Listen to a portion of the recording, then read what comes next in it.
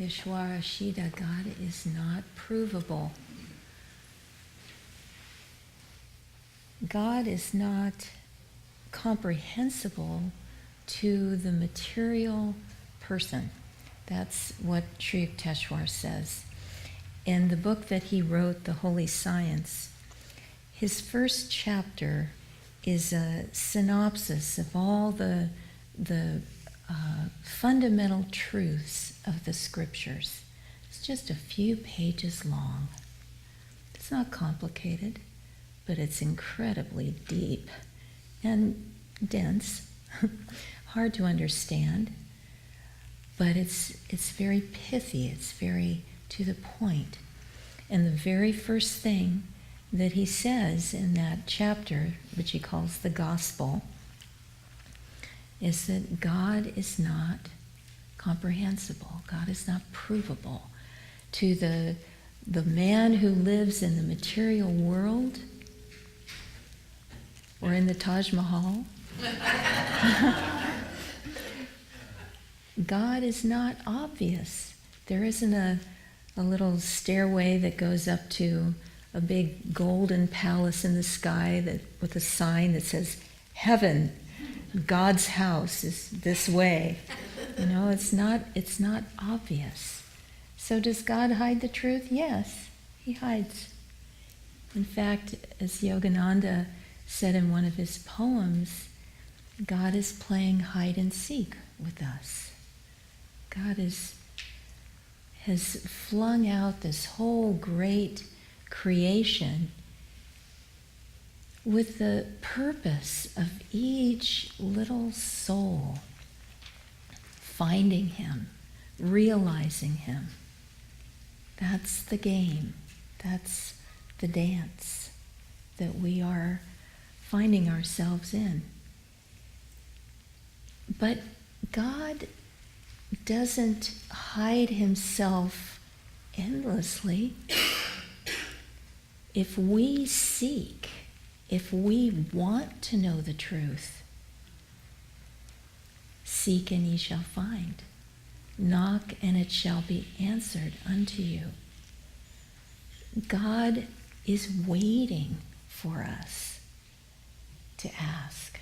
God is waiting, wanting, willing. He's right there. All we have to do is calm ourselves, center ourselves, become receptive, expand our minds.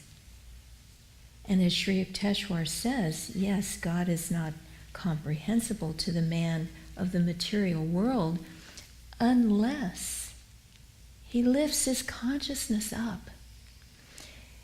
If you imagine one of those beautiful medieval tapestries would cover a whole interior wall of a castle and have a beautiful garden woven into it and knights in shining armor and depicting true love and victory and all these beautiful scenes.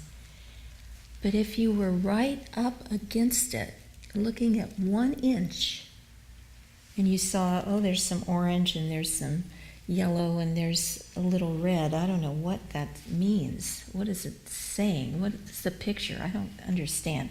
And then you'd start complaining about it. I don't understand what this world is about. I don't understand. But if you step back and get a perspective, if you lift your consciousness and see a broader picture, then you go, oh, there's the beautiful garden. Look at those flowers. Oh, I guess I was looking at one little part of one leaf. I didn't see very much, did I? There's a lot more to see.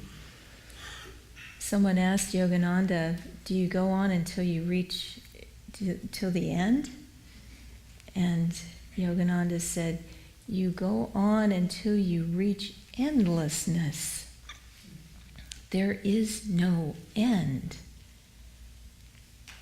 Sri Yukteswar, a great guru of Yogananda, that's his picture, the second from the right. He was Yogananda's guru. He went on to be the guru of souls who had left this plane in samadhi, who had achieved the final realization in this world, and he was the guru of souls in a higher world, in a world called Hiranyaloka. So it goes on. It goes on and on.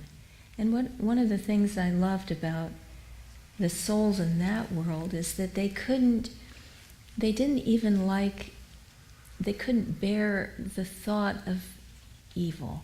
Even the thought gave them pain, much less the action, the reiteration, the repetition of wrongdoing that we have in this world. To them, even the thought of it was painful, separating. So subtler and subtler and subtler levels that we can achieve. And we can't blame God if our view is only the 1 inch by 1 inch of the tapestry. We have to do the work. That's what this world is for too. Each soul striving, each individualized spark of the divine, going its own unique and beautiful journey towards that realization of God. How do we do it? Self-expansion, as the affirmation said, lifting our consciousness and going within. The way out is in. It's the only way out. It's in. When I was first, I think as soon as I was born, as soon as I was thinking, I was trying to figure out what this was. Where was I? Why was I in this life? Why were people suffering? Why couldn't I hear other people's thoughts? That was a big one. It's like, where is everybody? Why can't I feel what other people are feeling?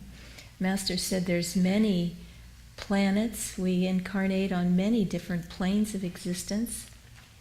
He said otherwise people would figure it all out too soon. The game would stop.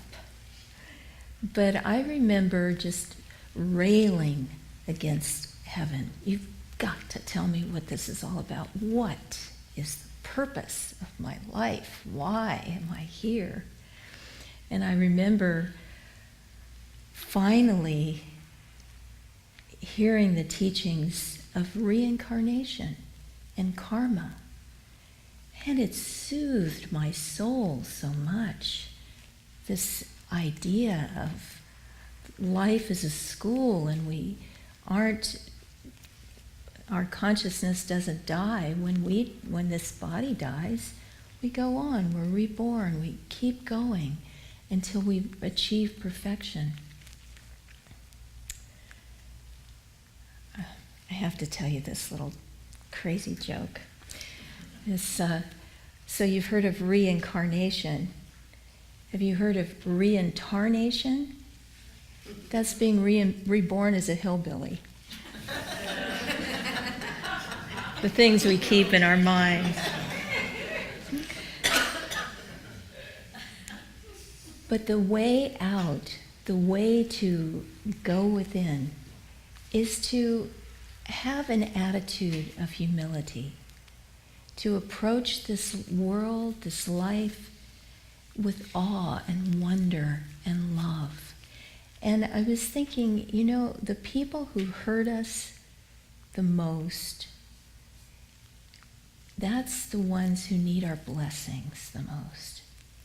If you can just say to everyone you meet, God bless you. The people that you love and are attached to the most need it the most too. Say, God bless you. Commend them into God's hands. Give them into God's hands. So just having that simple attitude of God bless you to everyone is so freeing. My mother turned 89 a few days ago, and I try to talk with her every day. She lives in Ohio, so it's very worrisome that she's so far away and I can't do much for her. But every day I end our conversation with God bless you. Just commend her into God's hands. And she's very much in this spirit. She loves Jesus very much, and she says continually, I give my life to God and I am in God's hands. And so I was saying this to her, God bless you. And she said, oh, he already has. In so many ways. And we started talking about all the ways that we don't even know God has blessed us. And then she told me a story that I didn't know about myself. But being my mother, she knew about it. And she said, when I was a little child, I would sleepwalk. Well, I don't remember sleepwalking. I was asleep. But she said, this one time, I think it was when they realized that I was a sleepwalker, my dad had built our house, and there was a well for our house, and there was a well pit where the pump was and all the machinery, sort of in a covered place in our garage. But it was a deep pit. It was all concrete, like squared out, and it was 8 or 10 or 12 feet deep, I don't know, but quite deep. And there, from our house, there were steps that went down into the garage, and right at the end of those steps was this deep pit. But normally it was covered. Well, my dad was working on it one time. The cover was off. He was in the middle of fixing something. And that was the night I decided that I was going to sleepwalk. And by the grace of God, my parents heard me get out of bed, which I don't think they normally heard that, but anyway, they happened to hear me that night. They found me right at the edge of the pit. My life would have been a lot different, might have been over if I had fallen into that pit. But they snatched me away. Something had woken them up. Something had kept taken them to me so that they could catch me. I didn't know. God brushes away so many thorns from our path that we don't even know. We have no idea. And with my gallows sense of humor, what I like to think of it as is he leaves the thorns on the path that will give just the right acupuncture to stimulate those things that we really, really need to work on. And so have an attitude of gratitude for everything that happens in your life, because it is the perfect thing, even though it may not feel like it. It may just seem like the worst possible thing in the world. But when you look back on it, sometime from now, you will see that it was perfect, and you will thank God. So thank God now. Why waste all that time? Live in his joy. Live in the trust that he is giving you the perfect thing in every moment.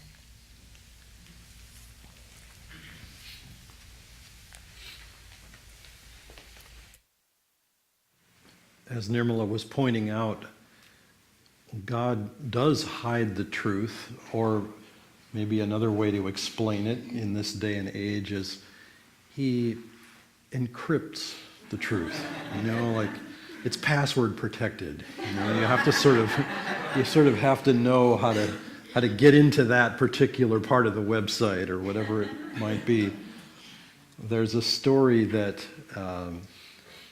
was presented as an actual story. I don't have any way of verifying it. It's not one that I heard personally, but I did read it, and I thought to share it with you. Little girl came to her dad, who was outside, and asked the dreaded question, "Daddy, what is sex?" And he thought, here we go. Well, I was thinking we were a few years from this question, and I was really hoping Mommy would, he's thinking all this, hoping Mom would take care of this one, but, this is my little princess, and I'm going to just wade into it. And so he gave his version of the Reader's Digest version of the birds and the bees, and that seemed to kind of sail over the top of her head. She looked a little confused, but she followed that with a seemingly related question, well, what is a couple? And so he said, well, two people, and of course he had to give the modern explanation that included some variations on the theme that are pertinent more today than they might have been decades ago. But, again, she seemed to kind of take it in, although this time she was a little confused. And she said, well, Mommy told me to tell you that lunch would be ready in a couple of secs.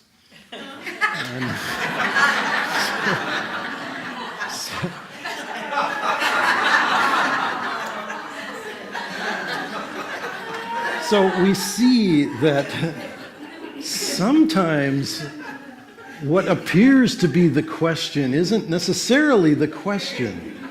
And God, being the divine parent, you might say the one who invented parenthood, and everything else for that matter, is pretty good at sleuthing out what is the intention of the question that was just asked, what's behind it all.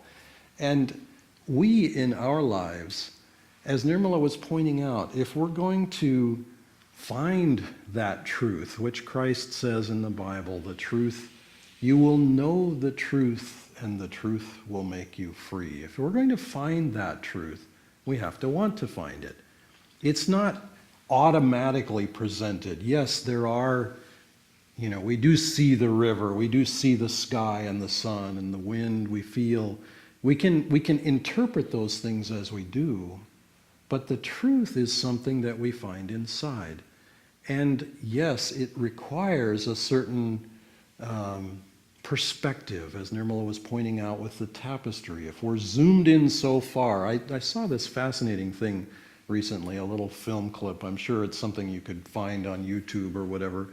It starts with a young woman lying in the grass, and you see her sort of close up. You're looking at just her face, and then it backs up a meter up in the air, and then it backs up 10 meters, and you see sort of the grass that she's lying in, and then it backs up 100 meters, and you see the house and the yard, and it keeps on going and going, and pretty soon you see the United States, and then you see the world, and then you see the world, getting small, and then you see the world in conjunction with all the planets of our solar system. And then you see the solar system is just this little disk of planets swirling around, and then you're back and back and back and back. And finally the Milky Way itself has disappeared into the background, and now you're into the cosmic supercluster, and beyond it goes on and on and on. Well, then they reverse it kind of in fast forward, and so you go zooming back to the planet and back to the young woman, and now you go in. Now you go right into her eye. Actually, it's kind of bizarre, but you get closer and closer to her, then you go to her eye, then you go to the blood vessel behind the eye, and into the atoms and molecules, and all the way down to something that looks like the cosmos. When you finally get to the end of it, you're looking at a particle soup that looks an awful lot like outer space. And where in all of that is the depth of meaning? We have to find that in ourselves. And when we do, we will find that it is expansive, as this affirmation gave us. There's a story that touched me this week, and it's and again, I believe this is a true story. I didn't research it to find out the names and the dates and particulars, but this happened in Indonesia, and there was a crime committed, apparently. There was a very poor woman who was starving and stole some cocoa beans from a cocoa plantation in Indonesia. And she was caught and brought into court. And all of this was presented to a judge. And based on the facts that were presented and based on the situation, he knew that he had no choice. The laws there are written in very specific terms, and guilt or innocence is not affected, except in very, very rare cases, by any mitigating or extenuating circumstances. So and her case didn't fit that. So he had to, by law, find her guilty, or his own career might be at risk. But he was a man of compassion also.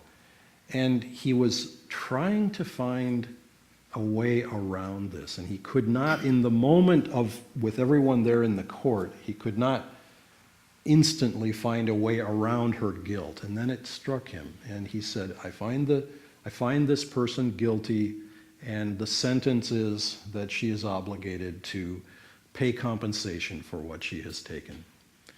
However, there is a greater crime that has been committed here.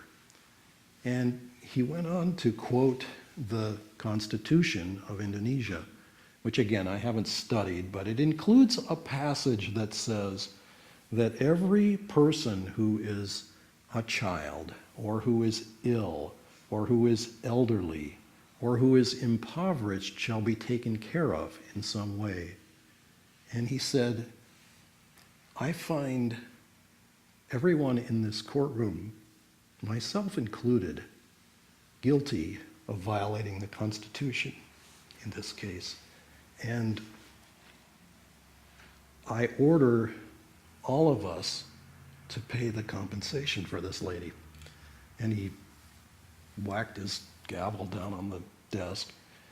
And then he proceeded to take his own hat off and turn it over, reached into his wallet, pulled out some money and put it in the hat, passed it to the prosecution and the people from the cocoa bean plantation, who promptly did the same thing, pulled out their wallet, put some money in the hat, and it went all the way around the room.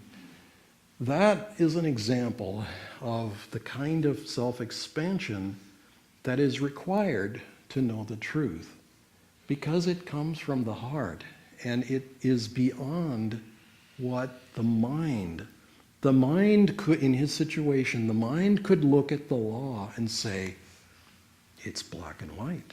This is the law. There's no choice. I have no choice.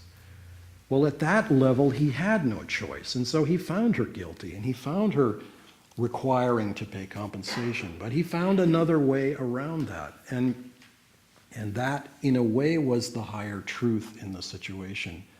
And in our lives, so much of what we experience, and especially when we get on interested in the spiritual path, interested in the spiritual life, what we will find is that there is a lot that is, I wouldn't necessarily say encrypted, but it's coded into situations. And if we are open to the nuance in the situation, we see levels and levels and levels of truth. And I'll give you an example of this. This is a story that Swamiji told us, and he may have told it in public at one point or another, but because it was a nuanced story, it wasn't something that he shared that often. He had, with great difficulty and effort, been able to buy himself a harmonium. He had wanted a harmonium for quite some time. Master had suggested that he develop devotion. Chanting is a wonderful way to develop devotion and express devotion. So after some time and quite a bit of effort, he had been able to get this harmonium from India. Harmoniums were not just to be found on every street corner, and they still aren't. But in that day and age, in the late 40s or early 50s, it was particularly challenging to get a harmonium. It had to come from India. So he had this harmonium. He wanted Master to play it. So he brought it to Master, and Master, with great delight, said to him, "Oh, I'm buying it." And Swami was like, "Let me give it to you. I don't want you to buy it from me." So he gave the harmonium to Master. Well, that wasn't what Master meant.